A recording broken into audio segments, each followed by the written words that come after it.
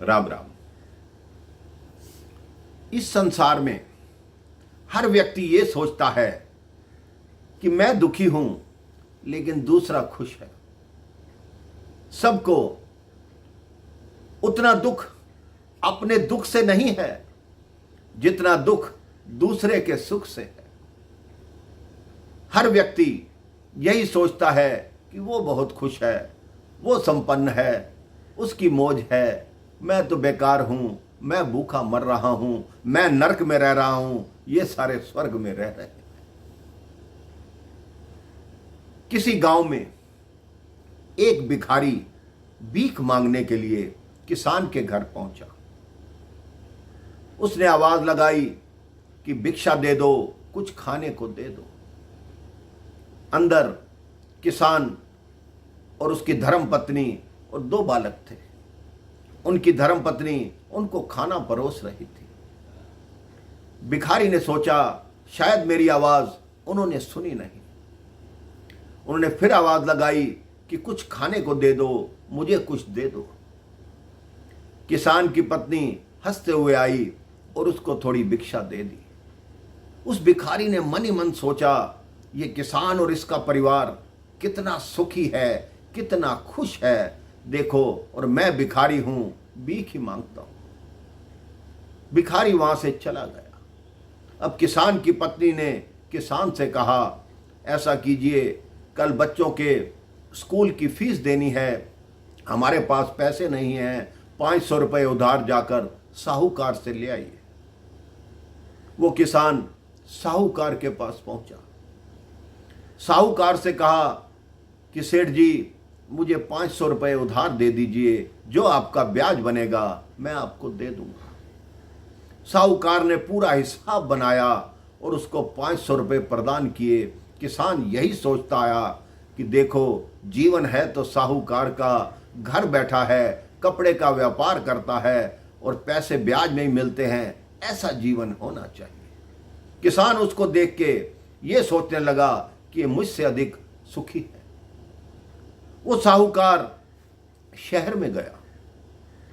शहर में जाकर बड़े कपड़े की जो दुकान थी वहां से अपने लिए कपड़े खरीदने लगा। उसने कुछ कपड़े पसंद किए और निकलवाने लगा। इतने में उसका नौकर आया कि सेठ जी 1 लाख का फायदा हुआ, सेठ जी 2 लाख का फायदा हुआ।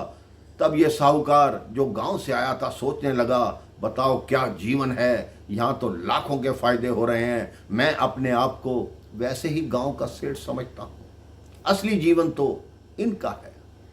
वो साहूकार को उस सेठ का जीवन ज्यादा बढ़िया लगा। वो साहूकार यही सोचता सोचता अपने कपड़े लेकर गांव की तरफ चल दिया। इतने में ही उस बड़े सेठ का एक नौकर आया कि साहब 5 लाख का नुकसान हो गया। अब वो सिर पकड़कर बैठ गया कि क्या किया जाए। इतने में दूसरा नौकर आया कि गाड़ी तैयार है, जल्दी कीजिए, राय बहादुर साहब के यहाँ जो पार्टी है, जो चाय पार्टी है जिसमें लाट साहब ने आना है, उसमें आपको भी बुलाया गया। वो बुझे मन से गाड़ी में बैठा और राय बहादुर साहब के घर पहुंच गया।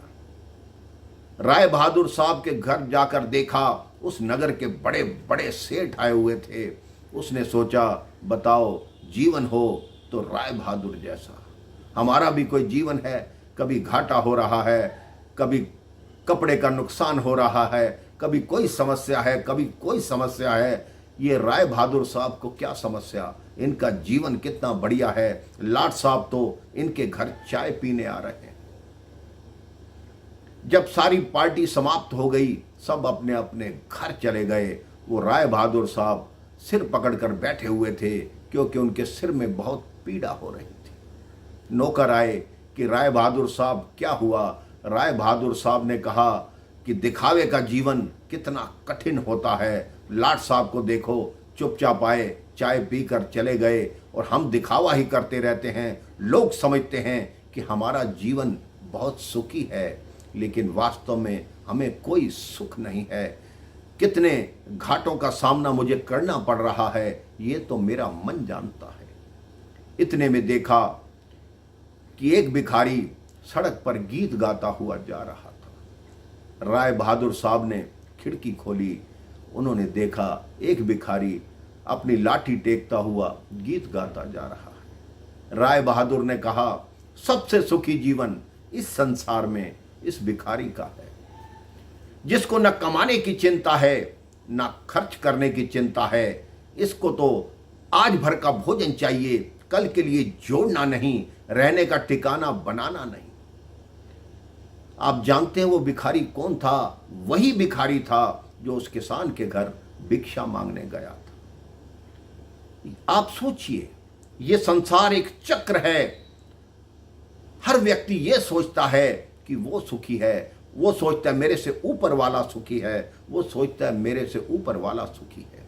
लेकिन सुखी वो है जिसका मन शांत है, जिसका मन ईश्वर की भक्ति में है, जिसके मन में लोगों के लिए परमार्थ की भावना है, जिसके मन में धर्म है, न्याय है।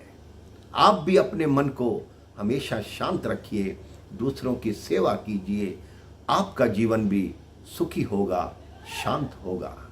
राम राम, जय श्री राम।